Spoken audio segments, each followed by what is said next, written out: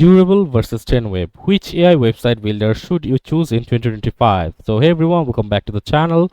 So in this video, I'm going to compare between Durable versus 10 web and let you know which AI website builder should be better for you in 2025. So let's just talk about Durable. Let's talk about some pros features of Durable. It has fastest AI website setup and under 60 seconds and simple and clean UI, perfect for non-tech users, and comes with built-in CRM, invoicing, contact forms, great for landing pages, portfolios, or simple service sites.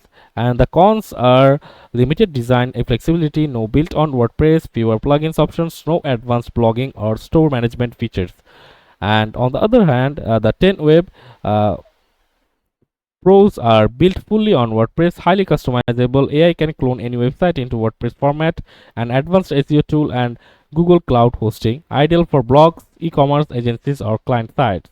And the cons of this 10 web is slightly longer learning curve, Elementor plus the WordPress basics, requires more setup time than Durable, and occasional plugin or update conflicts typical for WordPress.